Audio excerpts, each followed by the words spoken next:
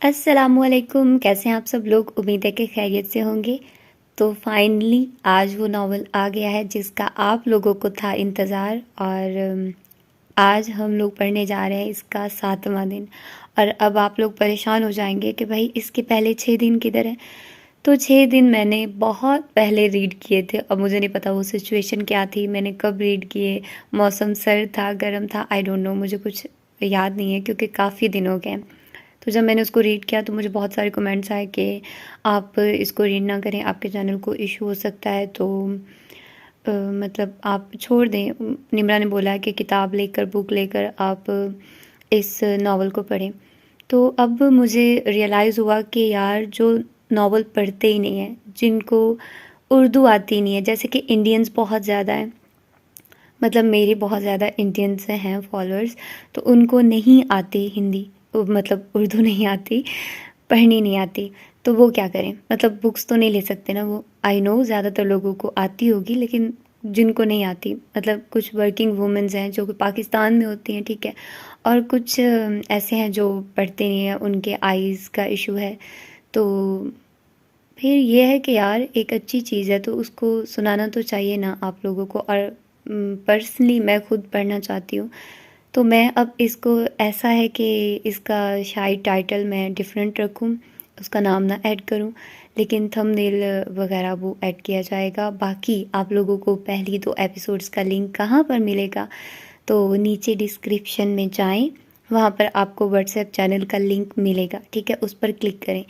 جب آپ لوگ اس پر کلک کریں گے تو آپ لوگ پہنچ جائیں گے واٹس ایپ چینل پر، ٹھیک ہے، وہاں پر چینل انفو پر آپ لوگوں نے جانا ہے، ٹھیک ہے، کیونکہ جو ہوتا ہے نا لنکس وغیرہ میں نے ناولس کے دیے ہوتے ہیں، وہ with the passage of time وہ ڈسپیئر ہو جاتے ہیں، جو نیو فالوورز آتے ہیں ان کے لیے۔ تو میں نے چینل کے اباؤٹ میں ہی دونوں لنک ڈال دی ہیں، پہلی ایپیسوڈ اور دوسری ایپیسوڈ۔ پہلی 3 گھنٹوں کی ہے، مطلب پہلے 5 دن میں نے ایک ہی ویڈیو میں ریکارڈ کر دیے تھے، چھٹا دن میں نے دوسری ویڈیو میں ریکارڈ کیا۔ اب ڈیلی بیسس پر آپ لوگوں کو ایک ہی دن ملے گا، مطلب ایک ہی ویڈیو میں ایک ہی دن ہوگا، ٹھیک ہے۔ اب وہ 1 ہفتے بعد میں اپلوڈ کروں گی، کیونکہ اب اس ویڈیو کو سننے کے بعد آپ لوگ فوراً جائیں گے تو وہ باقی والے دن کمپلیٹ کریں گے، اس کے بعد ہی اس کو سٹارٹ کر پائیں گے نا، باقی والی ڈیز کو۔ تو وہ پھر میں نے سوچا کہ ابھی میں سٹارٹ کر دیتی ہوں، تو آپ لوگ جب تک وہ پہلے والے سن لو گے تب تک ہم لوگ باقی ناولز بھی کمپلیٹ کر لیں گے، جیسے کہ عنکبوت ناول کمپلیٹ ہو جائے گا اور ایسا سارا سین ہو جائے گا، ٹھیک ہے۔ تو میرا خیال ہے کہ اب بغیر کسی دیر کے اس ناول کو سٹارٹ کرتے ہیں، اور ہاں ڈسکرپشن میں چینل کا لنک ہے آپ لوگوں کو، اور ناولز فار ایور چینل کے اباؤٹ میں بھی آپ لوگوں کو لنک مل جائے گا واٹس ایپ کا، اور اگر نہیں ملتا تو آپ لوگ مجھے ڈی ایم کر سکتے ہیں novels for ever Instagram account پر، ٹھیک ہے۔ اور بس میرا خیال ہے کہ میں اتنا ہی بتا سکتی ہوں، آپ لوگوں کو آسانی ہو جائے گی، مل جائے گا آپ لوگوں کو۔ اور یہ بک بہت مزے کی ہے، خود کو جاننے کی ہے، بہت ساری ایسی چیزیں ہیں جو کہ میرا خیال ہے کہ بہت یونیک ہے۔ اور نمرا، آئی لو ہر رائٹنگ سٹائل، جس طرح سے وہ لکھتی ہے نا یار، میں ان کی بکس بار بار پڑھ کر بھی بور نہیں ہو سکتی، مجھے اتنا پتہ ہے، کیونکہ ان کا جو سٹائل ہے نا لکھنے کا، کمال رائٹر ہے ماشاء اللہ، اللہ ان کو سلامت رکھے اور وہ اور اچھی بکس لے کر آئیں۔ لیکن آج کل وہ ماشاء اللہ اپنے بزنس کو ٹائم دے رہی ہیں، تو جیسے وہ ادھر سے تھوڑا نپٹیں گی تو ہمارے لیے بھی ناولس لکھیں گی۔ تو آئیے جلدی سے سٹارٹ کرتے ہیں اس 7ویں دن کو بغیر کسی دیر کے۔ میں نے اپنی زندگی میں جتنے بھی سفر کیے ہیں، ترکی کا سفر ان سب میں یادگار ترین رہا ہے۔ اس کی بہت سی وجوہات ہیں، لیکن شروع سے آخر تک یہ ایک بہت ہی مزیدار ٹرپ تھا۔ ہم 2 بہنیں اور بھائی اپنی اپنی سیونگ جمع کر کے ترکی گئے تھے۔ ہم نے واقعی بہت انجوائے کیا۔ ہم استنبول کی گلیوں میں گھومتے تھے، ترکوں کے سامنے اردو میں ایک دوسرے کو لطیفے سناتے ہوئے ہنستے جاتے تھے۔ لیکن ترکی میں سب کچھ فیری ٹیل کی طرح نہیں ہوا تھا، جگہ جگہ بہت سے مسائل کا سامنا کیا اور ان سے بہت کچھ سیکھا بھی۔ آج میں آپ کو ایک ایسا واقعہ سنانے جا رہی ہوں جس سے میں نے بہت سیکھا، اور امید ہے کہ آپ بھی کچھ نہ کچھ ضرور سیکھیں گے۔ جب ہم پہلی صبح ہوٹل سے نکل کے نیلی مسجد جانے کے لیے روانہ ہوئے تو بھائی جو پہلے ترکی آ چکا تھا ہم تینوں کے آگے آگے چل رہا تھا۔ سڑک کے قریب پہنچ کے وہ رکا اور ہماری طرف مڑا۔ ہم سب بھی رک گئے۔ یوں تصور کریں کہ ہم فٹ پاتھ پہ رکے ہوئے ہیں، سامنے بھائی ہماری طرف چہرہ کر کے کھڑا ہے اور اس کے پیچھے سڑک پہ دونوں اطراف میں بھاگتا ٹریفک دکھائی دے رہا ہے۔ سڑک کے اس پار دور دور تک کچھ عمارتیں نظر آ رہی تھی اور ان سب عمارتوں کے درمیان سر نکالے ایک ٹاور کھڑا تھا۔ میرے پیچھے دیکھو، تم لوگوں کو سامنے کلاتا ٹاور نظر آ رہا ہے، رائٹ؟ وہ ہمیں دیکھتے ہوئے بولا۔ ہم نے اس کے پیچھے دیکھا، ٹاور بہت دور تھا لیکن صاف نظر آتا تھا۔ ہم اس وقت ایمی ٹوٹو میں ہیں۔ اس علاقے میں تم جب بھی راستہ بھولنے لگو تو میری بات یاد رکھنا، تم نے گلاتا ہور کو سامنے رکھ کے راستہ تلاش کرنا ہے، یہ تمہارا نارتھ سٹار ہے۔ اچھا وہ کیسے؟ یہ میں تھی۔ سب بہن بھائیوں میں ماشاءاللہ سے جس کے دماغ میں سب سے الٹا جی پی ایس فٹ ہے وہ میں ہوں۔ مجھے آپ میرے گھر سے 500 فٹ فاصلے پر بھی چھوڑ دے تو میں گوگل کی مدد کے بغیر گھر نہیں پہنچ سکتی۔ میں ہر روز ایک ہی راستے سے گزرنے کے باوجود اسے یاد رکھتی ہوں، نہ اپنے شہر کا نقشہ سیکھنے کی کوشش کرتی ہوں۔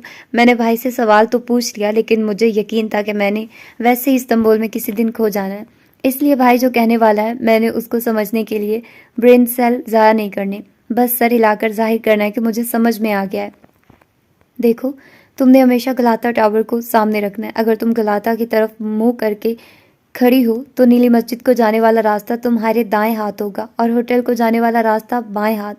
میں نے سر ہلا دیا اور ساتھ ہی برین سیلز کو سختی سے تاکید کی اس ہدایت کو اپنے اندر محفوظ نہیں کرنا کیونکہ اس کا کوئی فائدہ نہیں ہے، لیکن پتہ نہیں کیوں مجھے یاد رہ گیا کہ اگر گلاتا سامنے ہو تو سلطان احمد ہمیشہ دائیں جانب ہوگا، وہ علاقہ جہاں نیلی مسجد، توپ کپی محل اور آیا صوفیہ جیسے ساتھ ساتھ کھڑے ہیں۔ اس علاقے کو سلطان احمد کہتے ہیں کیونکہ نیلی مسجد کا اصل نام سلطان احمد جامع ہے۔ یہ علاقہ سیاحوں کا گڑھ ہے اور سیاح استنبول آتے ہی سب سے پہلے یہیں جاتے ہیں اور بہت سے لوگ سلطان احمد کے علاوہ استنبول کی ایک دو جگہ دیکھ کے ہی یہاں سے چلے جاتے ہیں۔ سو حکومت نے سیاحوں کے لیے تمام سہولیات اسی علاقے میں اکٹھی کر دی ہیں تاکہ انہیں کوئی مسئلہ نہ ہو۔ پہلے دن جب ہم نیلی مسجد گئے تو اس روز توپ کپی محل بند تھا، ہفتے میں ایک دن وہ بند ہوتا ہے۔ ہم نے نیلی مسجد، آیا صوفیہ وغیرہ سب دیکھ لیا اور سوچا کہ اگلے دن یہاں آئیں گے۔ یہ وہ پلان تھا جو میں نے ترتیب دیا تھا۔ میں نے کسی بھی موقع پہ اپنے بہن بھائیوں کو اماں ابا کی کمی محسوس نہیں ہونے دی۔ میں نے اس بات کو یقینی بنایا کہ ان کو ان کے حصے کی ڈانٹ ڈپٹ پڑتی رہے، یہ نہ کرو وہ نہ کرو، اف اتنے پیسے کیوں خرچ کر رہے ہو، نہیں یہ مہنگا ہے، ہٹو یہاں سے۔ سارے ٹائم ٹیبل میں بناتی تھی، پیسے کتنے خرچ کرنے اور زیادہ خرچ ہو جانے پہ سب کو خوب سنانی ہے۔ غرض یہ ساری سڑی ہوئی خصوصیات پورا ٹرپ میرے ساتھ رہی۔ اس روز ہم توپ کپئی محل نہیں جا سکے اور یہ بات مجھے پسند نہیں آئی کیونکہ میری کنٹرولنگ فطرت کے برعکس کچھ ہوا تھا اور اس بات کی وجہ سے پلان خراب ہوا تھا۔ سو میں نے اگلے دن کا پلان پہلے سے ترتیب دے دیا۔ اتنے بجے ہم صبح توپ کپئی جائیں گے، پھر وہاں سے وہ دو لمباشے پیلس اور وہاں سے استقلال سٹریٹ۔ اب یہ پلان پتھر پہ لکیر ہے اور یہ ذرا بھی نہیں ہلنا۔ خبردار جو تم لوگوں میں سے کوئی وقت پہ نہ جاگا، نماز پڑھو اور سو جاؤ۔ اگلی صبح ہم ہوٹل سے نکلے اور واک کرتے ہوئے بس سٹاپ تک گئے۔ سامنے سڑک تھی اور اس کے پار دور کہیں گلاتا ٹاور عمارتوں میں سر نکالے کھڑا تھا۔ بھائی نے کہا کہ آج ہم ٹرام کے بجائے عام بس سے جائیں گے۔ وہ نارمل بس کا ٹرام سے کرائے وغیرہ کا فرق چیک کرنا چاہ رہا تھا۔ اس کو ویسے بھی راستے ایکسپلور کرنے کا شوق ہے اور مجھے پلان پہ پکے رہنے کا۔ اب آپ تصور کریں، ہم دو لڑکیاں، دو لڑکے سڑک کنارے بس کے انتظار میں کھڑے ہیں، گلاتا ہمارے سامنے ہے اور ہم نے اس بس کو پکڑنا ہے جو دائیں طرف لے کر جائے۔ ایک دائیں جانب کو جاتی بس سٹاپ پہ رکی تو بھائی نے پوچھا، توپ کپئی پیلس؟ ڈرائیور نے کہا، آپ سڑک کے دوسری جانب جائیں، وہاں جو بس آئے گی وہ توپ کپی جائے گی۔ میں نے گردن اونچی کر کے سڑک کی دوسری طرف دیکھا، وہاں ٹریفک بائیں جانب کو جا رہی تھی۔ پھر وہ توپ کپی پیلس کیسے جائے گی؟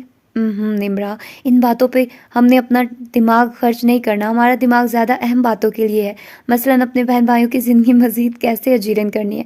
میں نے سر ہلا کے تمام خیالات کو جھٹک دیا۔ بھائی نے قریب چلتے ایک راہگیر سے پوچھا، اس نے بھی کہا کہ توپ کپی کی بس دوسری سم سے ملے گی۔ سو ہم سڑک عبور کر کے دوسری جانب چلے گئے۔ اب یہاں جو بھی بس گزرتی وہ بائیں جانب جا رہی تھی۔ خیر مجھے راستوں کا نہیں پتہ چلتا، بھائی جو فیصلہ کر رہا ہے ٹھیک ہی کر رہا ہے، میں سوچ کے مطمئن ہو گئی۔ ایک بس رکی، بھائی نے ڈرائیور سے پوچھا، توپ کپئی پیلس؟ ڈرائیور نے ایوت ہاں کہہ کے دروازہ کھول دیا. ہم بیٹھ گئے. بس چل پڑی گلاتا سے بائیں جانب. میں نے سر جھکا کے بھائی سے پوچھا ہم نے گلاتا سے دائیں طرف نہیں جانا تھا؟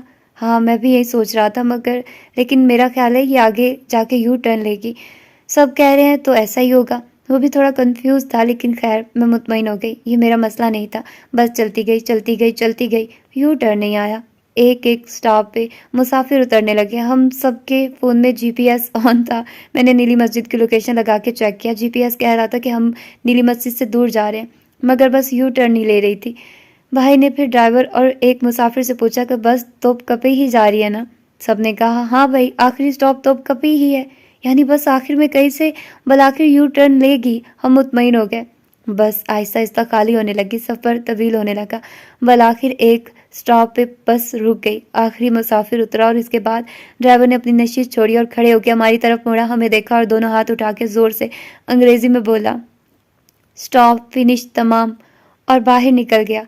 اب ہم سب انتظار کرنے لگے کہ واپس آئے گا اور ہمیں یو ٹرن لے کر توپ کبھی لے کر جائے گا مگر وہ کچھ دیر تک واپس نہیں آیا. ہم خالی بس میں پریشان بیٹھے رہے.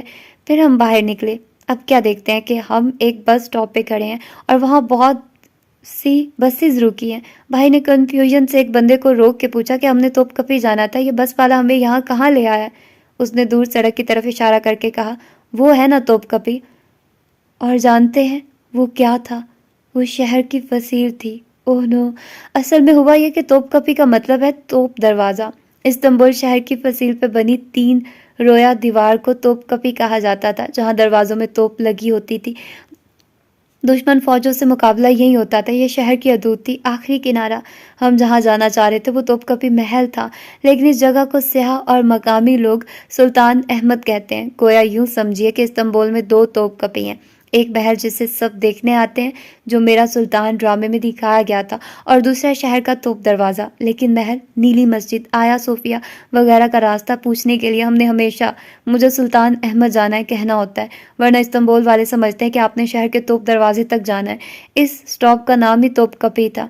اور یہ کیسی جگہ تھی. استنبول شہر کی رونق سے دور ایک بیابان جہاں قریب میں کوئی ٹرام وے بھی نہیں تھا کہ ہم اسے پکڑ کے واپس چلے جاتے. اب کیا کریں؟ میں چونکہ بہت سی کنٹرولنگ واقع ہوئی ہوں تو میرا اصرار تھا کہ ٹیکسی پکڑیں اور واپس سلطان احمد جائیں. مجھے ایڈونچر یا سرپرائز نہیں پسند. مجھے چیزیں پلان شدہ آرگنائزڈ حالت میں درکار ہوتی ہیں. میں نے یہ طے کر لیا تو ایسے ہی ہونا چاہیے.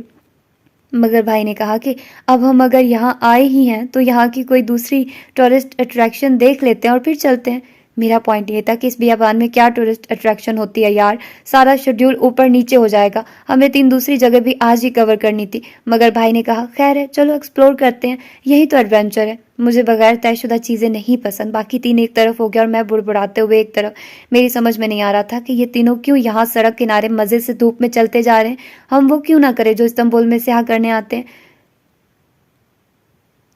Stick to the plan. مگر بھائی نے جی پی ایس پہ قریب میں کوئی میوزیم دیکھا تو کہا کہ وہاں چلتے ہیں. کوئی 15 منٹ واک کر کے ہم وہاں گئے تو میرا موڈ شدید آف ہو چکا تھا. مجھے تو میوزیم میں ویسے ہی دلچسپی نہیں ہوتی. مجھے ان کی سمجھ ہی نہیں آتی. جب میوزیم کے دروازے پہ پہنچے تو معلوم ہوا کہ ہر شخص کا ٹکٹ 1000 پاکستانی روپے جتنا تھا. میں تو اڑ گئی کہ ہم نے 4000 نہیں جھونکنا, لیکن بھائی نے کہا خیر ہے میوزیم دیکھ لیتے ہیں. وہ بڑا ہی ٹھنڈا اور کول آدمی ہے. سو ہم نے ٹکٹ لی اور ایک سرنگ سی جگہ سے گزر کے اندر گئے. اندر کیا تھا, بورنگ سی لمبی مرمری دیواریں تھی. ارد گرد میں بس ترک ہی تھے, سیاہ نہیں تھے. سلطان احمد کے علاقے میں ترک کم ہی ہوتے تھے, 90% سیاہ ہوتے تھے. اگر یہ جگہ اچھی ہوتی تو یہاں سیاہ ہوتے ہے نا. خیر ہم آگے بڑھتے گئے. وہاں راداریوں پہ چند پینٹنگز کے فریمز لگے ہیں. کچھ لوگ فاصلے پہ کھڑے ان کو دیکھ رہے ہیں. خاموشی, بوریت, توبہ, کیا ملتا ہے لوگوں کو ان بورنگ جگہوں پہ آ کے. میں مرے قدموں سے اپنے بہن بھائیوں کے ساتھ چلنے لگی. وہ جنگ کا میوزیم تھا. مجھے بس اتنا سمجھ آیا وہاں جنگی پینٹنگز تھی. پتہ نہیں اس میوزیم کو بنا کے ترکوں کو کیا ملا. وہی ہمارا دن برباد کیا. میں جلے کٹے انداز میں سوچ رہی تھی. پھر میں نے ایک آئیڈیا سوچا. اپنے بہن بھائیوں کو جلدی یہاں سے نکالنے کا ایک ہی طریقہ تھا کہ میں خود جلدی سب دیکھ لوں اور ان سے کہوں کہ آگے سب بہت بورنگ ہے, نکلو یہاں سے.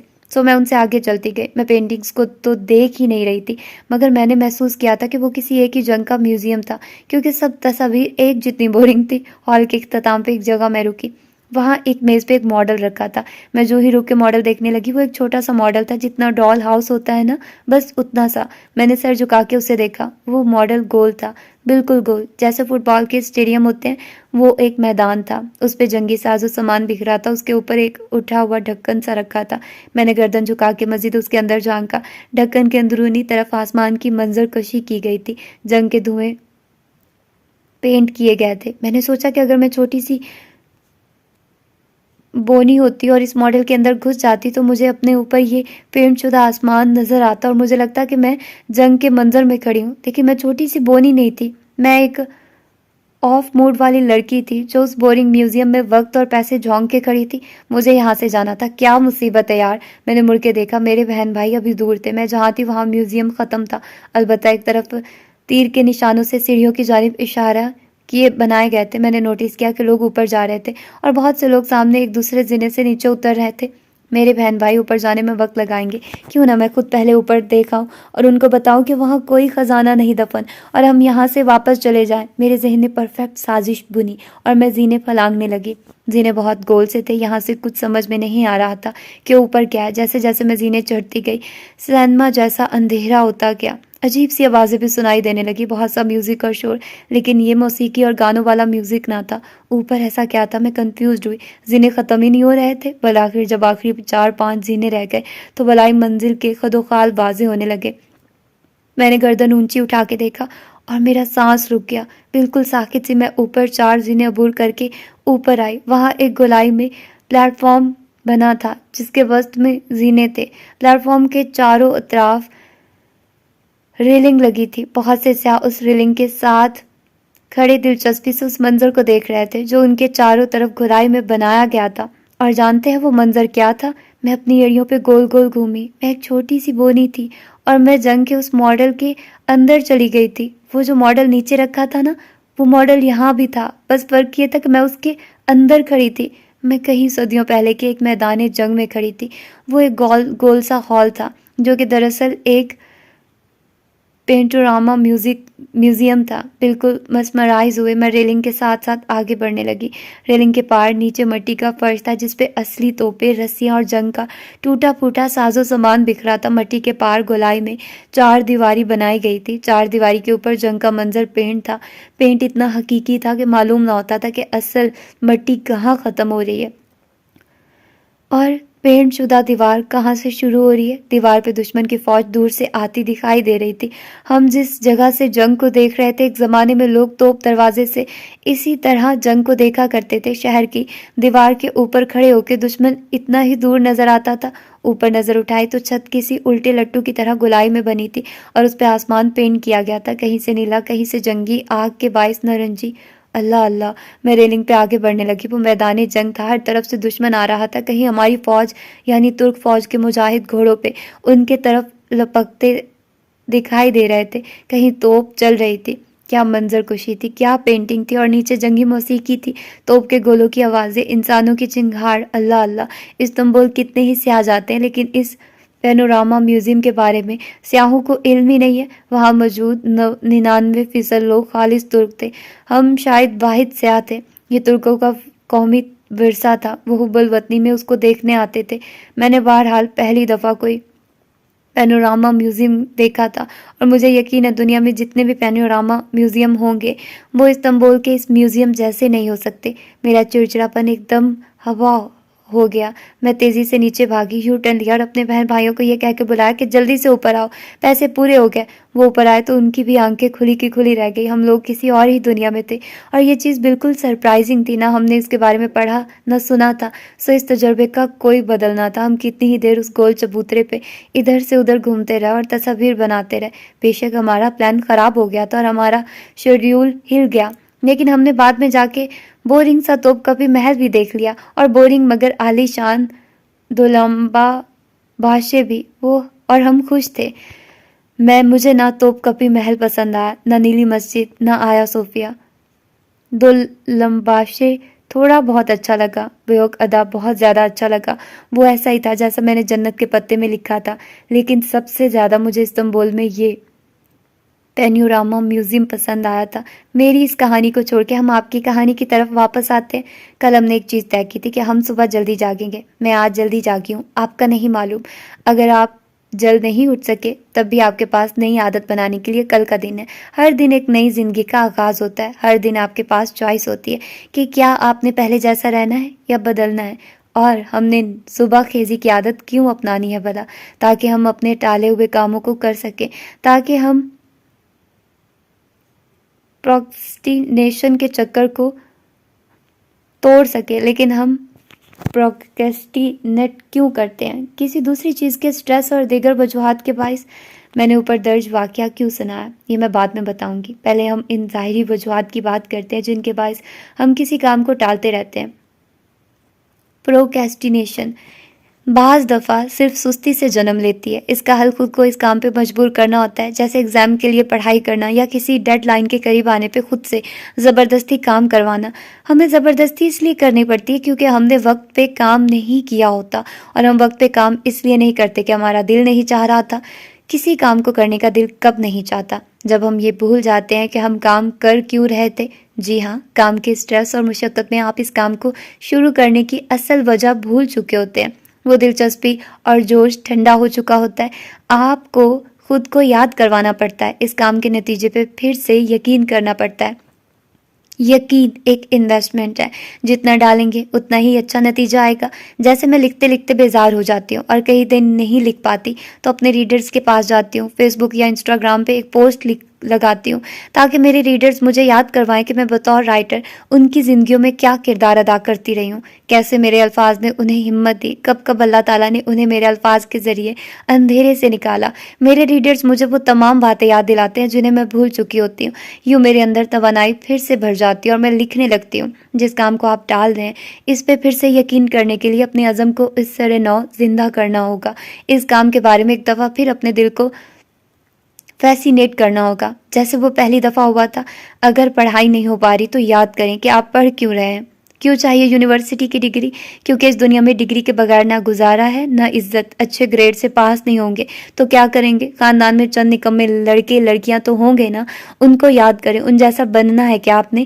وہ بہت کم لوگ ہوتے ہیں جن کا داؤ بنا اعلیٰ ڈگری کے بھی چل جاتا ہے، لیکن محنت وہ بھی کمال کرتے ہیں۔ لوگ کہتے ہیں بھائی اسٹیو جابز ہو یا بل گیٹس یا فیس بک والا مارک زکربرگ، یہ سب ہارورڈ سے باہر کر دیے گئے تھے۔ یہ ڈراپ آؤٹس تھے، انہوں نے دنیا بدل دی، حالانکہ ان کے پاس ڈگری نہیں تھی۔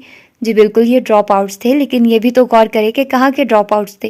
یہ ہارورڈ کے ڈراپ آؤٹس تھے، اور ہارورڈ تک پہنچنا کتنا مشکل ہے۔ یہ کسی عام سے اسکول کے ڈراپ آؤٹ نہیں تھے، کچھ تھا تو ہارورڈ پہنچے تھے نا، اور جو انہوں نے کمایا وہ شدید محنت کے بغیر ممکن نہیں ہوا تھا۔ سو اگر آپ پڑھائی نہیں کریں گے تو کچھ نہیں ملنا یہاں، نہ سکیور نوکری، نہ کاروبار میں ترقی، نہ انوویشن، نہ آئیڈیاز۔ تعلیم آپ کا ذہن کھولتی ہے، عزت دیتی ہے۔ سو واپس اس جگہ تک جائیے جس کے باعث اس کام کو شروع کیا تھا۔ آپ کی کھوئی ہوئی دلچسپی آپ کو وہی ملے گی، چیزیں وہیں سے ملا کرتی ہیں جہاں انہیں کھویا گیا تھا۔ بعض دفعہ یقین کے باوجود بھی کوئی کام نہیں ہو پا رہا ہوتا، ایسے میں پروکیسٹینیشن کے چکر کو توڑنے کا سب سے اچھا حل ہے فطرت کے قریب جانا، واک کرنا، تازہ ہوا میں باہر نکلیے، لمبی واک کریں اور خود سے باتیں کریں۔ یہ عمل ہر دفعہ آپ کا موڈ درست کرے گا۔ ایک دوسری ایکسرسائز ہے برتن دھونا۔ برتن دھونا تو باقاعدہ ایک تھراپی ہے، یہ آپ کے ذہن پہ لگے میل کو بھی بہت مزے سے صاف کرتا ہے۔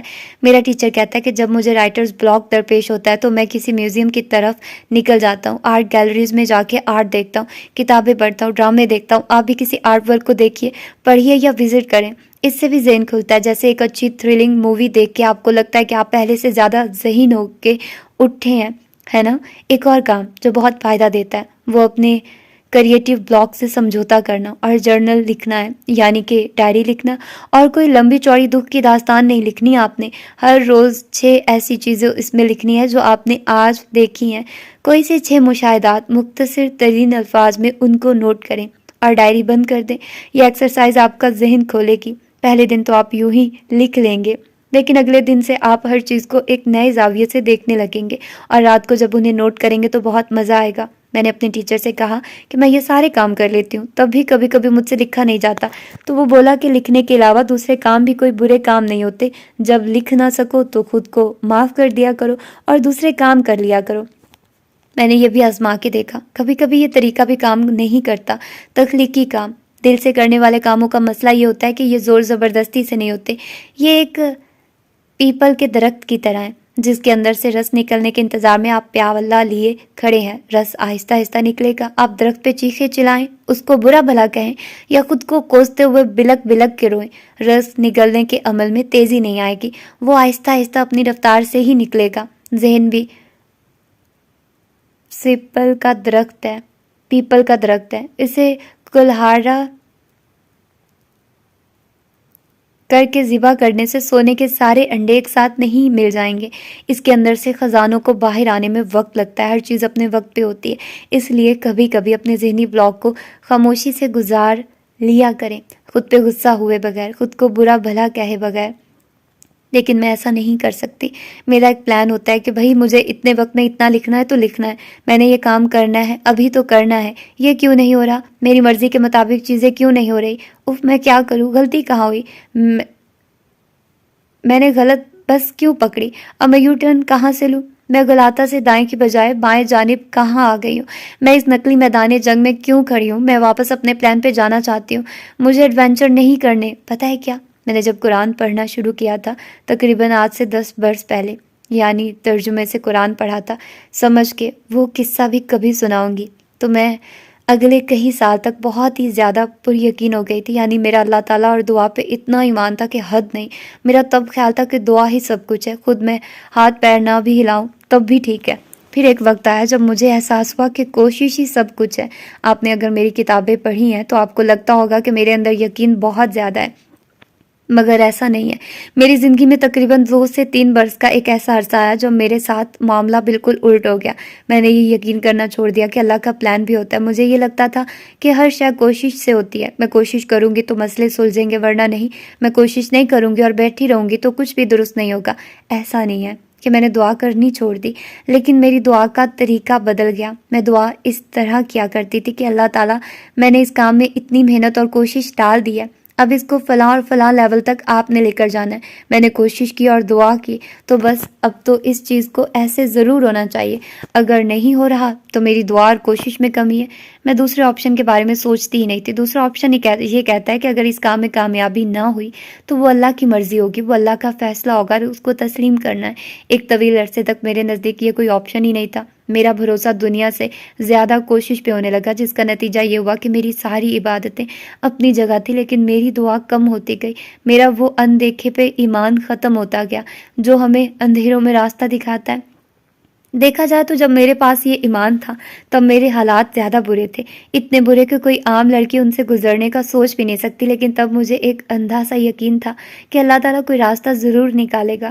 پھر ایک وقت آیا کہ یہ یقین ختم ہو گیا، بالکل ختم، مستقبل تاریک لگتا تھا اور یوں محسوس ہوتا تھا کہ جو میں پلان کروں گی بس وہی پلان ہوگا، اور اگر کچھ نہیں ہو پا رہا تو اس لیے کہ میں ٹھیک سے کوشش نہیں کر رہی۔ مگر ایسا نہیں ہوتا، آپ کا ایک پلان ہوتا ہے۔ عام طور پہ لوگوں کے پلان کیا ہوتے ہیں؟ عمر کے اس برس تک شادی ہو جانی چاہیے، شادی کے پہلے سال ہی بچہ ہو جانا چاہیے، فلاں وقت تک جاب میں ترقی مل جانی چاہیے، بچوں کی تعلیم یا ادبی تعلیمی کامیابیوں میں یہاں تک پہنچ جانی چاہیے، اتنا پیسہ کما لینا چاہیے، اب تک میرے شوہر کے پاس بھی ایک پلاٹ آ جانا چاہیے، کیونکہ دیور جیٹ سب کے پلاٹ ہیں، میرے بچوں کو فلاں اسکول میں پڑھنا چاہیے۔ یوں منصوبوں کا یہ چکر چلتا رہتا ہے اور آپ اس میں پھنسے رہتے ہیں۔ بعض دفعہ یہ پورے ہوتے ہیں، آپ ہوٹل سے نکل کے سیدھی بائیں جانب والی بس پکڑتے ہیں اور اس طرف نکل جاتے ہیں جہاں ساری دنیا جا رہی ہوتی ہے۔ سارے سیاح ہاتھ میں ایک نقشہ پکڑے نکلتے ہیں اور اسی طے شدہ سڑک پہ جاتے ہیں۔ شادی، جاب، بچے، آپ اپنا ہر قدم زمانے کے مطابق پلان کرتے ہیں، لیکن بعض دفعہ آپ ایک غلط بس میں سوار ہو جاتے ہیں، ایسا لگتا ہے کوئی آپ کی بات نہیں سمجھ رہا، زندگی آپ کو بالکل متضاد راستے پہ لے جاتی ہے، آپ کو لگتا ہے آپ بھٹک رہے ہیں، چونکہ آپ کی فلاں خواہش پوری نہیں ہوئی اس لیے آپ کی زندگی بیکار ہے، اس کا نہ مقصد ہے نہ ان مسائل سے نکلنے کا کوئی راستہ۔ آپ کو اس وقت کسی اور جگہ پہ ہونا چاہیے تھا، آپ کو اس وقت تک شادی کر کے اپنے گھر میں سیٹل ہو جانا چاہیے تھا، جاب میں ترقی مل جانی چاہیے تھی، لیکن ایسا نہیں ہوا۔ آپ ابھی تک تنہا ہیں یا ایک ہی مقام پہ پھنسے ہوئے ہیں۔ کیا کبھی کبھی آپ کو لگتا ہے کہ آپ کیا کر رہے ہیں؟ اپنی زندگی کے ساتھ، جیسے آپ کبھی بس میں بیٹھے ہوں اور کسی یو ٹرن کے انتظار میں چلتے جا رہے ہوں. صبح اٹھتے ہیں، کھاتے پیتے ہیں، باتیں کرتے ہیں، کام کرتے ہیں اور سو جاتے ہیں. ہر روز اٹھ کے ہر رات کا انتظار کرتے ہیں. زندگی بس آپ کو گزارے جا رہی ہے اور آپ اپنی شدید کوشش اور فرسٹریشن کے باوجود اس چکر کو توڑ نہیں پا رہے. کیسے نکلے اس سے باہر؟ آپ کو کسی اور مقام پہ ہونا چاہیے تھا اس وقت. پھر آپ سوچتے ہیں غلطی کہاں ہوئی؟ ہاں، بس سٹاپ پہ فلاں دوست سے راستہ پوچھا تھا، اس نے یا ماں باپ نے یا کسی دوسرے انسان نے غلط راستہ دکھا دیا اور آپ نے غلط بس پکڑ لی. بس نے آپ کو پھنسایا ہے، فلاں شخص اور فلاں فیصلے نے آپ کو پھنسایا ہے. پھر آپ سوچتے ہیں کہ بس اب اس غلطی کو فکس کرنا ہے، لیکن آپ کے ارد گرد کوئی آپ کی حالت سمجھ ہی نہیں رہا. یو ٹرن لینے کا وقت بھی نکل چکا ہے. آپ میں اتنی قوت نہیں کہ اکیلے اس درست راستے پہ چل نکلے. جہاں آپ کو جانا تھا، جہاں سب جا رہے تھے. لیکن کیا وہ راستہ واقعی درست تھا؟ کیا وہ بس واقعی غلط تھی؟ لیکن وہ جو کال ہے کہ تمہیں کیسے معلوم کہ اگر تمہاری زندگی اوپر سے نیچے تک الٹ جائے تو وہ پہلے سے زیادہ خوبصورت نہیں ہو جائے گی؟ آپ کو کیسے معلوم کہ وہ راستہ جس پہ قدرت نے آپ کو ڈال دیا ہے، جو آپ کے پلان میں شامل نہ تھا، وہ غلط ہے؟ مانا کہ آپ وہی کرنا چاہ رہے تھے جو آپ کی عمر کے دوسرے لوگ کرتے ہیں، وقت پہ شادی، بچے، پیسے کمانا، تعلیمی کامیابی. مانا کہ آپ کو توپ کپی پہلے سے جانا تھا جہاں سارے سیاح جاتے ہیں.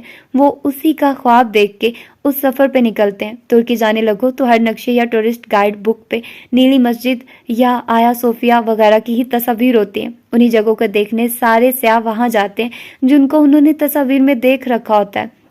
اور وہ جگہ سیاحوں کو حیران یا مسحور نہیں کرتی. وہ تصاویر سے چھوٹی ہے. وہاں کوئی سرپرائز نہیں ہے. وہاں آپ روبوٹ کی طرح تصاویر کھنچواتے ہیں، گھومتے پھرتے ہیں اور واپس آ جاتے ہیں. مانا کہ آپ وہی کرنا چاہتے تھے جو آپ کرتے ہیں، لیکن جس چیز کو آپ ایک غلط فیصلہ، ایک عجیب موڑ، ایک غیر متوقع صورتحال سمجھتے ہیں، دراصل وہ ایک ایسی بس ہے جس میں قدرت نے آپ کو سوار کر دیا ہے. آپ کے ساتھ اگر ایسا کوئی واقعہ ہوا ہے جو دوسروں کے ساتھ نہیں ہوتا تو وہ کوئی بری چیز نہیں تھی. دراصل قدرت آپ کو ایک منفرد منظر میں لے آئی تھی، ایک پینٹ شدہ جنگ کے پینوراما میں. یہ وہ تجربہ ہے جو ہر ایک نہیں کرتا. یہ وہ منظر ہے جو ہر ایک نہیں دیکھتا. اپنی زندگی کی کہانی کو ہی دیکھ لیں. آپ کے ساتھ جو ہوا وہ ہر ایک کے ساتھ نہیں ہوتا. اپنے کسی غم اور تکلیف میں آپ نے یہ ضرور سوچا ہوگا کہ دوسروں کے ساتھ تو یہ نہیں ہوتا، دوسرے لوگوں کے لیے راستے اتنے مشکل نہیں ہوتے. یہی تو ساری بات ہے. آپ کے ساتھ جو مختلف ہوا ہے بظاہر وہ بہت چڑچڑا کر دینے والا ہے، لیکن وہ ہر ایک کے ساتھ نہیں ہوتا. دوسرے تو بنے بنائے راستے پہ چل رہے ہیں. آپ نے ایک مختلف بس لی تھی. وہ غلط بس نہیں تھی، وہ صرف مختلف تھی. وہ آپ کو ایک ایسے اسٹاپ پہ اتار کے چلی گئی ہے جہاں آپ اپنی منزل سے کافی دور آ گئے ہیں. آپ کے پاس یہاں چند آپشن ہیں. آپ آج بھی چاہیں تو متعین کردہ راستے پہ جا سکتے ہیں. پیسے ہیں جیب میں، چاہیں تو ٹیکسی پکڑیں اور چلے جائیں، یا پھر آپ اسی جگہ کو ایکسپلور کر سکتے ہیں. اسی راستے پہ چل کے دیکھیے تو صحیح کہ اللہ تعالیٰ آپ کو وہاں کیوں لایا ہے. وہاں ایسا کیا ہے جو اللہ آپ کو دکھانا چاہتا ہے؟ ایسا کیا سبق ہے جو اللہ آپ کو سکھانا چاہتا ہے؟ نئے راستے پہ خود کو ایڈجسٹ کرتے وقت بھی آپ کو مشکل پیش آئے گی. آپ کو عادت نہیں ہے نا اس کی. آپ کے پاس یہاں بھی وہ دو آپشن ہیں. یا میری طرح چڑچڑے ہو کے برے برے منہ بنا کے اس جگہ کو ایکسپلور کریں، یا بھائی کی طرح خوش دلی اور دلچسپی سے ایک ایک چیز کو دیکھیں. میں نے آپ کو بتایا نا کہ میں نے ایک لمبا عرصہ دعا پہ یقین کرنا چھوڑ دیا تھا. دعا پہ یقین یہ کہتا ہے کہ اگر وہ قبول نہیں ہو رہی تو یہ اللہ کا فیصلہ ہے. میں نے یہ ماننا چھوڑ دیا تھا. مجھے لگتا تھا کہ ساری کوشش انسان خود کرتا ہے. ہم اپنی زندگی خود بگاڑتے ہیں، خود سنوارتے. اللہ ہماری مدد تب کرتا ہے جب ہم اپنی مدد کرنا چاہیں. لیکن اگر میں اپنی مدد کرنے کی بھرپور کوشش کروں تب بھی میں کامیاب نہ ہوں تو میں شدید فرسٹریشن کا شکار ہوتی تھی. مجھے لگتا تھا کہ مسئلہ میرے اندر ہے، کمی میری کوشش میں ہے. میں دعا کرتی تھی تو اس طرح کہ اللہ تعالیٰ بس میرا پیر ٹھیک کر دے تاکہ میں عمرہ کر لوں. میرا خیال تھا کہ میری دعا بھی میری کوشش ہے اور ہر چیز ویسے ہی ہو جیسے میں نے پلان کی ہے. پھر میں نے زندگی سے یہ سیکھا کہ نہیں، آپ جتنے پلان بنا لیں اللہ تعالیٰ کا پلان آپ کے لیے موجود ہے. اور پہلے یہ بات مجھے بہت فرسٹریٹ کرنے لگی. ایسا لگا کہ پھر ہماری کوشش کا کیا فائدہ. پھر میری سمجھ میں آیا کہ دونوں چیزیں برابر کرنی ہیں، کوشش بھی اور دعا بھی. لیکن ناکامی کو ہمیشہ ذہن میں رکھنا ہے، کامیابی کے لیے بھی تیار رہنا ہے. اور یہ خیال شروع میں اچھا نہیں لگتا. میں کوشش کروں، دعا کروں، تب بھی کچھ نہ ہو تو اگلی دفعہ کوشش اور دعا میں سے کسی ایک چیز میں کمی ہونے لگتی ہے. اب میں نے یہ توازن کچھ سیکھ لیا ہے. لیکن پھر بھی مجھے بہت عرصہ لگا اللہ تعالیٰ کی مرضی کے آگے سر جھکانے میں۔ بعض دفعہ آپ سے کوئی کام نہیں ہو رہا ہوتا، پروکریسٹینیشن ہم انہی کاموں پہ کرتے ہیں جو عموماً ہمارے کسی پروجیکٹ یا پڑھائی کا حصہ ہوتے ہیں۔ بعض دفعہ آپ ایک چکر میں پھنسے ہوتے ہیں، کام نہیں ہو رہا اور آپ اس حصار کو توڑ کے باہر بھی نہیں نکل سکتے۔ اگر رائٹر ہے تو وہ لکھ نہیں پا رہے، ریڈر ہے تو پڑھ نہیں پا رہی، اسٹوڈنٹ ہے تو کتاب اٹھائی نہیں جا رہی، جاب والے ہیں تو پروجیکٹ نہیں بن رہا، پریزنٹیشن نہیں تیار ہو رہی، ہاؤس وائف ہے تو گھر کے بہت سے ادھورے کام جمع ہوتے جا رہے ہیں مگر کرنے کی ہمت نہیں ہے۔ ایسے میں آپ نے یہ دیکھنا ہے کہ اگر مجھ سے ایک کام نہیں ہو رہا، اگر میری بس ایک مختلف سمت میں چل پڑی ہے، تو بجائے اس کے کہ میں چڑچڑا اور بیزار ہو جاؤں اور اس بوجھ کو سر پہ سوار کر لوں، کیوں نہ میں یہ دیکھوں کہ یہ بس مجھے لے کر کہاں جا رہی ہے؟ کیوں نہ میں یہ دیکھوں کہ کون سا کام ہے جو میں ابھی بھی کر سکتا ہوں؟ کیا کام ہے جو مجھ سے ہو رہا ہے؟ ایک دم سے آپ کو محسوس ہوگا کہ کسی دوسرے کام کو کرنے کا آپ کا بہت دل چاہ رہا ہے، تو کر لے اس کو، اس بوجھ کو سر سے اتاریے اور نئے کام میں خود کو لگا دیں۔ مثبت کام کبھی بھی برے نہیں ہوتے، اگر دوسرا کام مثبت ہے تو اس کو کریں، آپ دیکھیں گے کہ آپ کا ذہن کھلنے لگا ہے، کچھ دن بعد آپ سے اصل کام دوبارہ سے ہونے لگے گا۔ اگلے دن آپ درست بس پکڑ کے توپ کپی محل دیکھنے چلے جائیں گے، لیکن دیکھنا یہ ہے کہ اس ذہنی بلاک نے آپ کو کیا سکھایا۔ میرے اندر ایک عرصے تک اللہ تعالیٰ پہ یقین کی کمی رہی ہے، مجھے اللہ تعالیٰ کے پلان پہ یقین نہیں ہوتا تھا، میں ایک بند کلی میں پھنسی ہوئی تھی اور میری سمجھ میں نہیں آتا تھا کہ میں دعا اور دوا دونوں کر رہی ہوں، لیکن اللہ تعالیٰ مجھے یہاں سے نکال کیوں نہیں رہا؟ آپ کے ساتھ بھی ایسا ہوتا ہوگا۔ ایسے میں آپ کو اور مجھے کیا سمجھنے کی ضرورت ہے؟ یہ کہ اللہ تعالیٰ نے مجھے اور آپ کو بنایا ہے، اس نے ہمارے اندر روح پھونکی ہے، ہمارے رزق، عمر اور بخت کا فیصلہ لکھ کے اپنی کتاب میں محفوظ کیا ہے، ہمارے لیے دنیا سجائی ہے، ہمیں لاوارث نہیں پیدا کیا، اپنے دو انسانوں کے گھر میں پیدا کیا ہے، اس نے ہماری شکل مختلف بنائی ہے سب سے۔ کیا اس نے ہماری زندگی کا پلان دوسرے جیسا بنایا ہوگا؟ کیا اللہ تعالیٰ نے آپ کے لیے کچھ اتنا الگ نہیں سوچا ہوگا جتنا الگ آپ کا چہرہ ہے، جتنی الگ آپ کی طبیعت ہے؟ آپ کوئی دو لوگ بھی اپنی زندگی میں مجھے ڈھونڈ کے دکھا دیں جو ایک جیسے ہوں، اپنے بہن بھائی اور ماں باپ کو ہی دیکھ لیں، آپ ان کو اتنے اچھے سے جانتے ہوتے ہیں کہ معلوم ہوتا ہے وہ آپ کی کسی بات کے جواب میں کیا کہیں گے۔ ہر بہن بھائی یا والدین کا رد عمل دینے کا طریقہ مختلف ہوتا ہے، کوئی دو لوگ ہیں ایسے جو ہو بہو ایک دوسرے کی کاپی ہوں، جڑواں بہن بھائی بھی مختلف ہوتے ہیں، تو اللہ تعالیٰ آپ کا پلان دوسروں جیسا تھوڑا ہی بنائے گا۔ سب سے پہلے آپ کو یہ یقین کرنا ہے کہ اللہ تعالیٰ نے میرے لیے ایک پلان رکھا ہے، میرے نصیب کی خوشیاں مجھے ضرور ملیں گی، جن چیزوں پہ میرا اختیار نہیں ہے، جیسے شادی کب ہوتی ہے، کس سے ہونی ہے، بچے کب ہونے ہیں، صحت مند ہوں گے یا نہیں، جاب میں ترقی کب ملے گی اور رزق کب بڑھے گا۔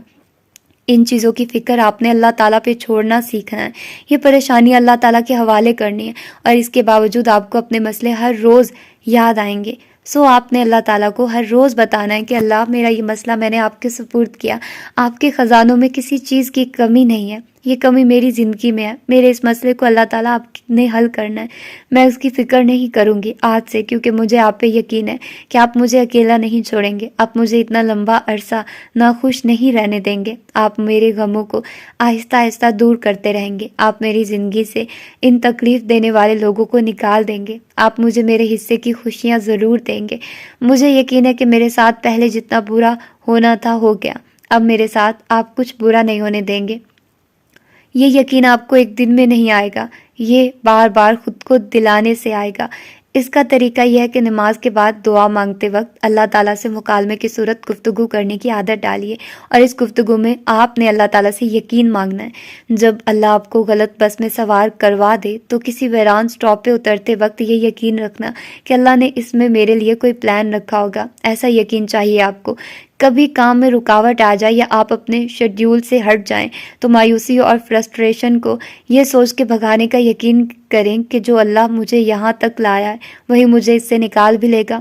لیکن غلط بس تو بہت سے لوگ پکڑتے ہیں، بہت سو کی بس راستے میں خراب بھی ہو جاتی ہے، رک جاتی ہے، ان کا سفر لٹک جاتا ہے، پھر سبھی لوگ کامیاب کیوں نہیں ہوتے؟ سب کو ہی پرنٹ شدہ پینوراما کیوں نہیں دیکھنے کو ملتا؟ کیونکہ سب لوگ غلط بس میں سوار ہونے پہ ایک جیسا رد عمل نہیں دیتے. آپ کی بدبختی اور نیک بختی کو بعض دفعہ آپ کا رد عمل متعین کرتا ہے. اللہ چاہتا تو سب لوگ ہی اچھے اور نیک ہوتے، ہر مشکل پہ صابر اور ہر وقت یقین کرنے والے. لیکن پھر امتحان پہ اجر کیسا، سزا اور انعام کیسا؟ اگر آپ بس کے غلط روٹ پہ نکل جانے پہ غصے میں اسی اسٹاپ پہ بیٹھ جاتے ہیں، ہر آتے جاتے شخص کو اپنا مسئلہ سناتے ہیں، لوگوں سے بھیک کی صورت مدد مانگتے ہیں، وہاں ویلا کرتے ہیں اور یہ سمجھتے ہیں کہ ہائے ہم کھو گئے، بس اب تو ساری دنیا اندھیر ہو گئی، تو آپ نے خود کو اس امتحان میں فیل کر دیا ہے. ہو سکتا ہے کہ کوئی طرز کھا کے آپ کو اصل بس میں سوار کروا دے اور وہ مصیبت ٹل جائے. زندگی کے جس کٹھن فیز میں اس وقت آپ ہیں وہ جلد ختم ہو جائے. لیکن کیا مشکلات سے صرف نکلنا ہی کامیابی ہے؟ کیا ہم نے کچھ سیکھنا نہیں تھا؟ کیا خود پہ مظلوم کا ٹیگ لگا کے رو پیٹ کے اگر ہم اپنے اصل سٹاپ تک واپس چلے بھی گئے تو ہم نے اللہ کے پلان کو سمجھا ہی نہیں؟ اللہ تعالیٰ ہمیں مشکل مرحلے تک لایا ہی کیوں تھا؟ اس نے بتایا ہے آپ کو؟ اس کو آپ کے اندر کی قوت کا اندازہ ہے؟ آپ نے رونا پیٹنا نہیں تھا، آپ نے میری طرح چڑنا اور بڑبڑانا بھی نہیں تھا، آپ نے میرے بھائی کی طرح مسکرا کے دلچسپی سے اس جگہ کو ایکسپلور کرنا تھا، ڈھونڈنا تھا کہ یہاں کیا ہے. جب زندگی آپ کو کسی شخص یا ماحول میں باندھ دے، آپ خود کو قیدی تصور کریں. ایسے حالات میں بھی اپنے فائدے اور دلچسپی کے کام ڈھونڈیے، اپنی قید کو بھی خوبصورت بنائیے. مجھے اس حالت سے اللہ تعالیٰ کیا سکھانا چاہ رہا ہے یہ سمجھنا ہے. کسی حالت میں آپ نے صبر سیکھنا ہے تو کسی میں شکر. بس ہر حالت میں وہ تلاش کرنا ہے جو اللہ نے آپ کے لیے رکھا ہے. لیکن بغیر سیکھے کسی فیز سے نہیں نکلنا، بغیر اس مسئلے کی وجہ سمجھے میں اس میں کیوں ہوں. مجھے کچھ تلاش کرنا ہے، اپنے آپ کو تلاش کرنا ہے. جب خوشیاں بہت زیادہ ہوں تو انسان اپنے آپ کو تلاش نہیں کر پاتا. یہ غم ہوتے ہیں جو ہمیں ہماری ذات سے ملاتے ہیں، ہمارے مسئلے ہوتے ہیں جو ہمیں ہماری انمول ذات کی طرف لے کر جاتے ہیں. جب کام کے دوران رکاوٹ آئے تو یہ سوچ کے نہیں بیٹھ جانا کہ جو اللہ کی مرضی، یہ تو سستی ہو گئی. اللہ کی مرضی سوالات کے جواب ڈھونڈنے میں ہے. میں اس سچویشن میں کیوں ہوں؟ مجھے یہ راستہ کس طرف لے کر جا رہا ہے؟ ایک اور غلطی جو کچھ لوگ کرتے ہیں وہ یہ ہے کہ غلط راستے پہ نکل پڑے تو اس کو ایکسپلور کر کے واپس نہیں آتے، بلکہ اسی پہ آگے بھٹکتے جاتے ہیں. یہ اللہ کی مرضی نہیں ہے. آپ نے پینوراما دیکھ کے سحر پہر میں واپس تو کبھی ضرور جانا ہے. شوق اپنی جگہ، ذمہ داری اپنی جگہ. آپ نے بھٹک نہیں جانا، اپنے اصل کام کی طرف واپس ضرور آنا ہے. لیکن غلط راستے سے کچھ سیکھ کے میں چند دن نہیں لکھ پاتی تو کچھ اور کرنے لگ جاتی ہوں. کوئی کمرہ سجانے، کہیں گھومنے پھرنے، واک کرنے، اور ان سب تجربات سے جو سیکھ کے آتی ہوں ان کو چند دن بعد لکھائی کی طرف واپس آ کے اپنی تحریر میں قطرہ قطرہ انڈیلنے لگتی ہوں. مجھے واپس اپنی رائٹنگ ڈیسک پہ آنا ہی ہوتا ہے. آپ کو واپس اپنے اصل کام اور اصل حالات میں آنا ہی ہوگا. لیکن وہ چند بیکار دن جو ہر کام کے درمیان میں آتے ہیں ان کو ناکامی سمجھنا چھوڑ دیں. وہ صرف ایک غلط بس ہیں. ان کے راستے کا تعاقب کریں اور خود کو ایک چھوٹا سا بونا بنا کے کسی پینٹ شدہ پینوراما میں لے جائیں. یاد ہے نا ایلس کی کہانی میں ونڈرلینڈ کا خرگوش کیا کہتا تھا؟ وہ کہتا تھا، جب تمہیں یہ معلوم نہ ہو کہ تمہیں کہاں جانا ہے تو سارے راستے تمہیں وہی لے جائیں گے. آج کے سوالات: کوئی ایسا پلان جو آپ نے طویل عرصے سے بنا رکھا ہو لیکن وہ پورا نہ ہو سکا ہو؟ آپ اس پلان کے اب تک پورا نہ ہونے کا ذمہ دار کس کو ٹھہراتے ہیں؟ آپ کیا ایسا کر سکتے تھے کہ وہ پلان پایا تکمیل تک پہنچ جاتا؟ وہ کام جو آپ کو اپنے پلان کو پورا کرنے کے لیے کرنا چاہیے تھا، وہ آپ اب تک کیوں نہیں کر سکے؟ آپ اپنی زندگی میں کیا تبدیلی لانا چاہتے ہیں؟ اپنے رشتوں اور تعلقات میں آپ کس شے کی کمی محسوس کرتے ہیں؟ آپ اپنے تعلقات کو بہتر بنانے کے لیے کیا کر سکتے ہیں؟ جو کام آپ کو اپنے تعلقات کو بہتر بنانے کے لیے کرنا چاہیے وہ آپ اب تک کیوں نہیں کر سکے؟ گزشتہ سال آپ کی زندگی میں ایسا کیا واقعہ یا تبدیلی رونما ہوئی ہے جو آپ نہیں چاہتے تھے لیکن اسے روک بھی نہیں سکے؟ ایسی تبدیلی یا واقعے کے بارے میں لکھیے جس سے آپ خوش نہیں ہیں. اس تبدیلی یا واقعے سے آپ کیوں خوش نہیں ہیں؟ آپ کو اس سے کیا شکایت ہے؟ آپ کی زندگی میں یہ تبدیلی یا واقعہ کیا اچھے اثرات لایا؟ خوب یاد کر کے وہ ساری خیر لکھیں جو آپ کو اس شے سے ملی. اپنی زندگی میں موجود 3 ایسی نعمتوں کے بارے میں لکھیے جو آپ کو حاصل ہیں لیکن آپ کے دوستوں یا کولیگز کے پاس نہیں ہیں. یار میں کیا کہوں، آنیسٹلی اسپیکنگ یہ ناول نہیں ہے، یہ صرف ایک اچھی رائٹر کی آپ بیتی ہے. اور یقین جانو میں بالکل بور نہیں ہوئی. میں اب جتنے بھی ناولز آپ لوگوں کو آج کل پڑھ کر سنا رہی ہوں نا، میں بار بار دیکھتی ہوں ٹائم کتنا ہو گیا. ماہ ملکہ ناول دیکھ لو، اور دیکھ لو یہ سارے ناولس، کیا نام ہے اس کا، مسٹر مسز بیسٹ، ٹھیک ہے، اور اس کے علاوہ یہ وہ، یار اس میں مجھے ٹائم کا پتہ ہی نہیں چلتا. نمرا کا کوئی بھی ناول اٹھا لو، مجھے ٹائم کا نہیں پتہ چلتا. میں اتنا شوق سے پڑھتی ہوں نا، اتنے شوق سے، مطلب مجھے مزہ آ جاتا ہے اس کے ناول پڑھ کے. اور یار میں کیا کروں، نمرا باجی پلیز. سارے ناولس میں آلموسٹ سارے ہی پڑھ چکی ہوں. میں ویسے اس مصحف بھی میں نے پڑھا ہوا ہے، اور کراکرم کا تاج محل بھی پڑھا ہوا ہے. انشاءاللہ بیلی راجپوتا کی ملکہ بھی ہم نے ابھی پڑھنا ہے. سارے پڑھیں گے ناولس، ٹھیک ہے. تو جتنے بھی نمرا احمد کے باقی ناولس رہتے ہیں نا، سارے کے سارے پڑھیں گے ہم لوگ. اور رمضان میں مصحف پڑھوں گی میں، وہ تھوڑا اس طرح کا ہے نا، تو مصحف ہم انشاءاللہ رمضان میں پڑھیں گے. اور تھوڑا اس طرح کا مطلب اسلامک ٹائپ ہے نا، اچھا سا ہے، تو آپ زیادہ قریب ہوتے ہو، تو وہ مجھے بھی اچھا وہ اس کا ملے گا، اور آپ لوگوں کو بھی اچھا اس کا پازیٹیو انرجی ملے گی. اور پھر یہ کہ یار میرے کو نہیں پتا میرے کو اور پڑھنے اس طرح کے ناولس. فرسٹ آف آل، اس جو ہے نا آج کا جو دن تھا، اس میں ہمیں کیا سبق ملا؟ بیسیکلی نمرا نے پہلے شروعات کی اس چیز سے کہ وہ ایک مطلب ان کو ٹریولنگ کرنے کا بہت زیادہ شوق ہے، اور وہ جاتی ہیں اپنے بہن بھائیوں کے ساتھ، سیونگ کر کے جاتی ہیں، ٹھیک ہے. اور وہاں پر وہ جاتی ہیں تو وہ چیزوں کو پلان کر کے جاتی ہیں. اور یہ چیز میرے ساتھ بھی ہوتی ہے، لیکن میں پھر نہ اتنا زیادہ ریئیکٹ نہیں کرتی، کہہ لو کہ میں اتنا زیادہ ایکسپلور بھی نہیں کرتی. لیکن خیر، میں اپنی شروع ہو گئی درمیان میں. تو نمرا احمد جو ہے نا، تو وہ کہہ رہی تھی کہ اس طرح سے ہوا کہ وہ پلان شدہ کر کے گئی، تو وہ پلان چیزیں کر کے گئی تھی. تو آگے کیا ہوا کہ وہ کسی اور ہی راستے میں چلے گئے، وہ کسی اور جگہ کا کہہ رہے تھے، اور وہ چلے کہیں اور گئے. اور پھر وہ چاہ رہی تھی کہ ہم واپس چلے جائیں. اب ایسا کرتے کہ واپس چلے جائیں، یہاں پر کچھ نہیں ہے، بیابان ہے، یہاں پر کیا ہوگا. تو اس کے بھائی نے کہا کہ نہیں، اگر ہے اب ہم آ ہی گئے تو کچھ نہ کچھ ایکسپلور کر لیتے ہیں. جب ہم اس طرح سے ہو ہی گئی ہے کنڈیشن، تو وہ پھر وہاں پر جاتے ہیں. اور جس طریقے سے اس نے بتایا، جس طریقے سے وہ چیزوں کو کر کے وہ اپنی فرسٹریشن بتا رہی ہے، وہ جس طرح سے کہہ رہی ہے کہ میں بالکل ناخوش تھی، اور میں کہہ رہی تھی کہ میں اگر ایک بونی ہوتی تو میں دیکھ پاتی. اور وہ جب اوپر جاتی اور وہ جب وہ ساری چیزیں ایکسپلین کرتی، او مائی گاڈ.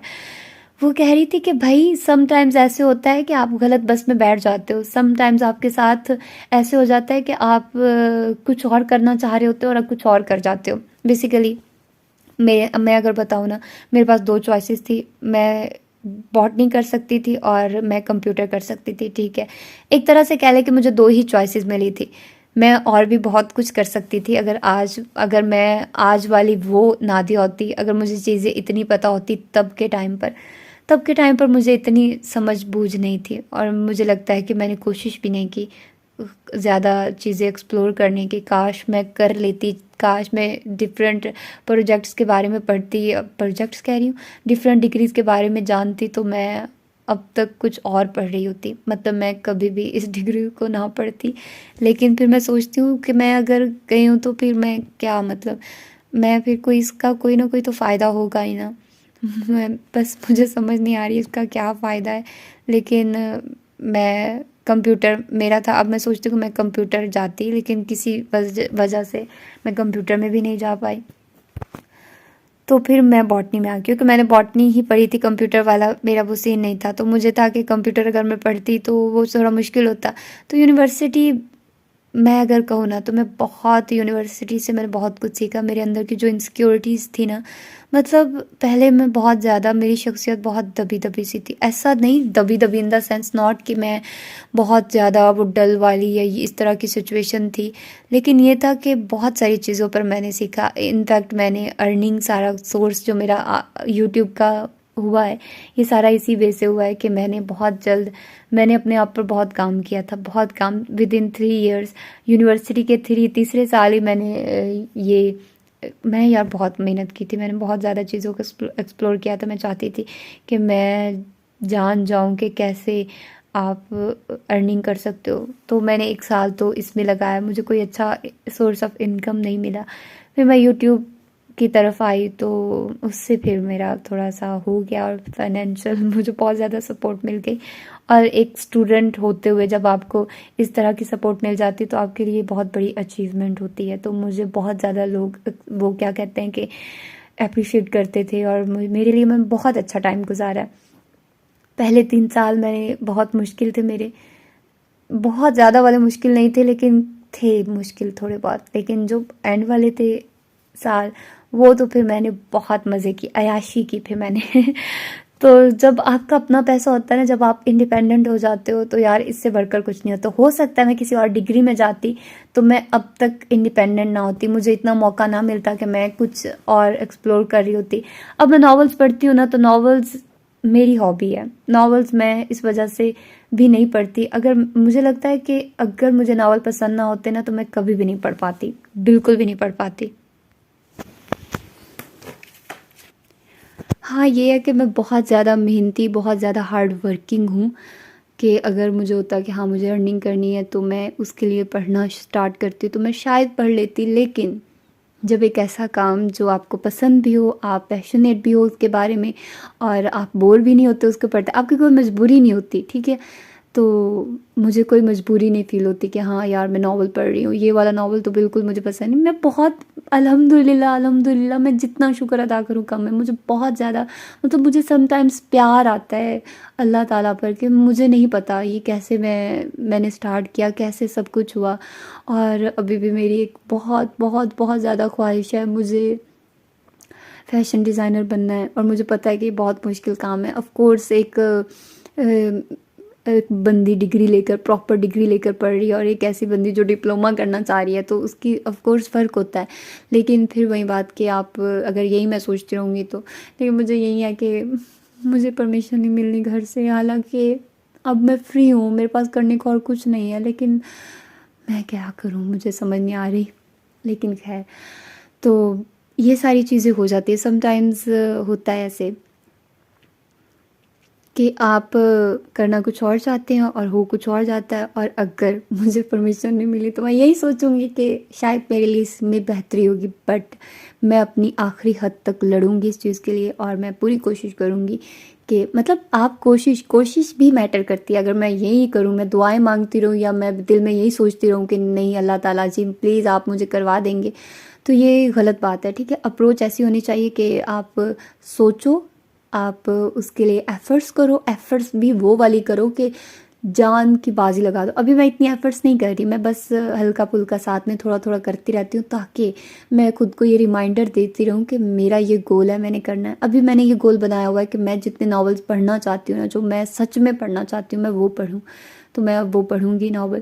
اب میں تم لوگوں کے ریکویسٹڈ ناول کم ہی پڑھوں گی یار، تم لوگ بہت شیطان ہو، اتنے بورنگ ناولز یار مجھے دیتے ہو. پلیز مجھے بورنگ ناولز مت دو یار. اگر تم لوگوں کو کسی ناول کا نالج نہیں ہے کہ وہ اچھا ہے یا برا تو مجھے مت کہو. میں پھر اتنی وہ کیا کہتا ہے کہ بندہ، میں بیچاری مجبوری میں پھر پڑھنے لگ جاتی ہوں. پھر مجھے ہوتا ہے کہ آپ لوگ سن رہے ہو تو آپ لوگوں کو میں درمیان میں نہیں چھوڑ سکتی.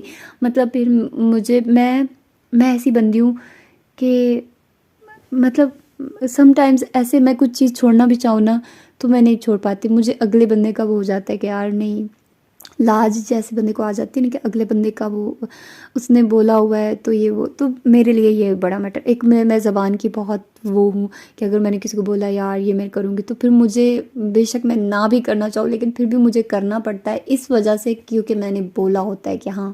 تو مجھے اپنی زبان کا بہت زیادہ پاس ہے، میں اپنی زبان سے نہیں پھرتی، نہ پھر سکتی ہوں. ہاں یہ ہے کہ پلانس چینج ہوتے رہتے ہیں، وہ ایک الگ بات ہے. لیکن یہ بات کہ اگر میں کبھی کہوں کہ ہاں یہ ہے تو میں یہ تو نہیں کروں گی تو وہ، لیکن اب ایسی بات نہیں ہے کہ آپ اپنے پلان چینج نہ کرتے رہے. With the passage of time چیزیں چینج ہوتی رہتی ہیں. لیکن اگر میں کوئی بات کروں کہ ایسے مطلب کہ میں یہ ناول پڑھوں گی آپ لوگوں کو سناؤں گی تو میں پوری کوشش کرتی ہوں کہ میں آپ لوگوں کو پڑھ کر سناؤں. سم ٹائم پھر میں آپ لوگوں کو بتا دیتی ہوں یار کیا وجہ تھی، کیوں نہیں میں نے پڑھا، کیا ہوا تھا کیا نہیں ہوا تھا. تو خیر ملتے ہیں اس کی اگلی ایپیسوڈ میں، اگلے دن میں، کیونکہ میں تو بہت زیادہ ایکسائٹیڈ ہوں. مجھے بہت بہت بہت مزہ آیا اس کی یہ والا پارٹ پڑھ کر. اور یار اس کا پرنٹ بہت خراب ہے، بہت زیادہ خراب ہے، تو مجھے نا کچھ اور سرچ کرنا پڑے گا، ہوپ فلی کہ مجھے اس کا اچھا پرنٹ مل جائے. لیکن یار ایڈیٹنگ اتنی مزے کی ہے نا، اتنا اچھا ہے کہ میں ایک دفعہ بھی نہیں اٹکی. اور 2 جو میں اٹکی ہوں نا وہ اس وجہ سے کہ یہ دھندلا تھا تو مجھے نظر نہیں آ رہا تھا کہ کیا کیا لفظ لکھے ہیں. باقی مجھے بہت مزہ آیا. تو ملتے ہیں اس کے اگلے دن میں. اپنا ڈھیر سارا خیال رکھیے گا. اللہ حافظ.